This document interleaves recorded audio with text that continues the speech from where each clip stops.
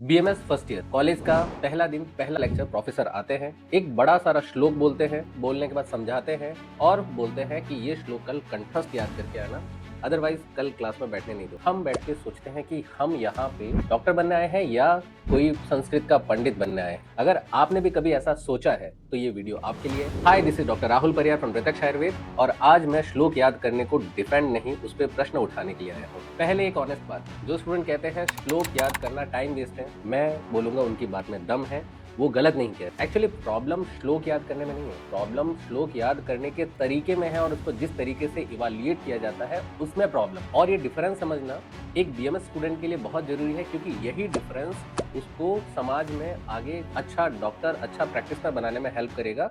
सो आपने काफी बार नोटिस किया होगा कि एग्जामिनर उन स्टूडेंट्स को मार्क्स ज्यादा देते हैं जिन्होंने श्लोक हूबहू लिखा हो और हूबहू वो श्लोक को उच्चारण भी कर पाते हो, और उन स्टूडेंट्स को मार्क्स कम मिलते हैं भले उसने मीनिंग एज इट इज उसने लिखा। अब ये इवैल्यूएट सिस्टम स्टूडेंट को क्या करने के लिए प्रेशराइज कर रहा है या मोटिवेट कर रहा है कि श्लोक रटना इंपॉर्टेंट है, समझना और उसका प्रैक्टिकल यूटिलिटी उतना इंपॉर्टेंट नहीं है। स्टूडेंट अपना पूरा टाइम रटने में लगा देता है और उसने वो पॉइंट कभी समझा ही नहीं जो उसके पीछे का भाव। अब 3 साल बाद में वही स्टूडेंट जो फील्ड में उतरता है, फील्ड में पेशेंट देखता है, पेशेंट उसके सामने खड़ा है, श्लोक उसके माइंड में है, बट वो ट्रीटमेंट लिखने में स्ट्रगल फील करता है क्योंकि उसका प्रैक्टिकल यूटिलिटी उसने कभी समझा ही नहीं। या आयुर्वेद एजुकेशन सिस्टम में कहूंगा, उसमें 2 अलग अलग एजुकेशन बन चुका है, एक श्लोक याद करना और एक श्लोक को समझना, दोनों एक साथ है ही नहीं।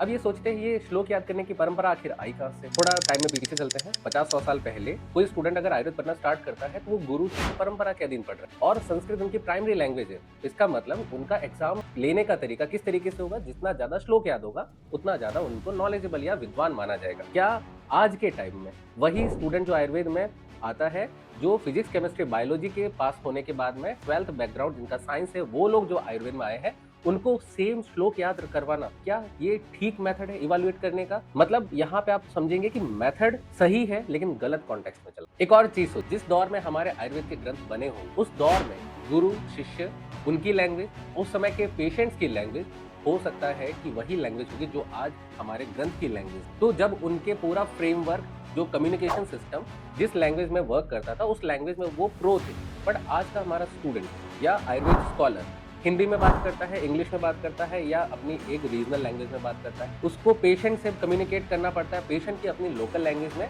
और नॉलेज गेन करना है संस्कृत। तो यहाँ मल्टी लैंग्वेज बैरियर की वजह से या गैप की वजह से स्टूडेंट नॉलेज का एक बैरियर वहाँ पे ऑब्जर्व करता है। तो वहाँ पे एक ट्रांसलेशन बैरियर बन चुका है जो कि पेशेंट की प्रॉब्लम को एज ए डॉक्टर हम सॉल्व नहीं कर पा रहे होंगे। ये मोस्ट ऑफ स्कॉलर्स के साथ में होता है। और सबसे इंपॉर्टेंट पॉइंट, क्यों आखिर श्लोक याद करने की परंपरा उस जमाने से चली आ रही। आप एक बार सोच के देखिए, आचार्य चरक या सुश्रुत के समय में कोई भी बुक प्रिंटिंग अवेलेबल नहीं होती। मैन्युस्क्रिप्ट्स के जरिए वो ये सारी बुक्स को स्टोर कर पाते थे और मैन्युस्क्रिप्ट बनाना कोई आसान काम नहीं था। वहां पर कोई गूगल या फिर कोई उनके पास में ऐसा टूल नहीं था जो नॉलेज को प्रिजर्व करके अगली जनरेशन तक ले जाए। तो बेस्ट टूल उनके पास था बायोलॉजिकल हार्ड ड्राइव। तो श्लोक को छंद के आकार में ढाल करके अपनी मेमोरी में उतार करके वो एक पीढ़ी से अगली पीढ़ी तक नॉलेज को ट्रांसफर किए, और उसी वजह से आज हमारे पास में वो नॉलेज अवेलेबल है। वो जरूरी था उस टाइम के लिए, क्या ये आज के टाइम में हमारे लिए उतना जरूरी है जो कि हमें अगली जनरेशन तक श्लोक या हमको कोई भी टेक्स्ट को पास ऑन करना है? बिल्कुल नहीं, क्योंकि हमारे पास में ऑनलाइन एंड ऑफलाइन बहुत सारे टूल्स है। अगर आप चाहेंगे रिसर्च लेवल,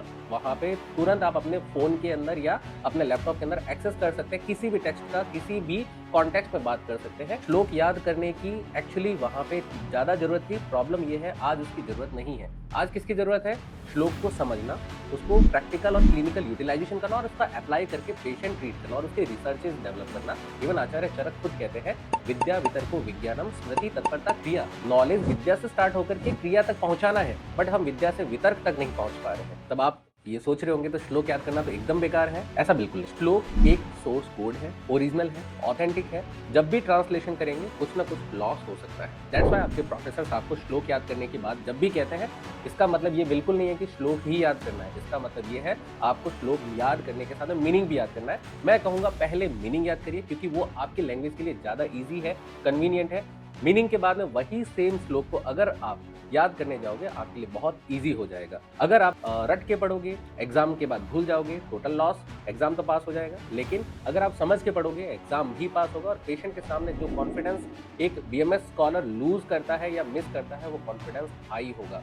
तो अगली बार जब आपके प्रोफेसर बोलते हैं कि श्लोक याद करके आओ, बिल्कुल याद कीजिए, लेकिन पहले उनसे एक क्रॉस क्वेश्चन करिए कि सर ये श्लोक याद करना क्यों जरूरी है, आज के टाइम में इसकी क्या क्लिनिकल यूटिलिटी है, पेशेंट पे कैसे अप्लाई कर सकते हैं। जब आप उस पर कॉन्फिडेंट हो जाते हैं देन आफ्टर उसको आप बिल्कुल मेमोराइज करिए, क्योंकि ये आपके प्रोफेसर ने आपको उसका क्लिनिकल यूटिलिटी बता दिया है। और यही आदत आपको एक बेसिक बीएमएस डिग्रीधारी से एक बहुत अच्छे प्रैक्टिशनर या डॉक्टर की तरफ ले जाएगा। प्रत्यक्ष आयुर्वेद सिर्फ इसी पे बिलीव करता है कि श्लोक रटने के लिए नहीं बना है, श्लोक समझने के लिए है, लॉजिकल लर्निंग के लिए बना है।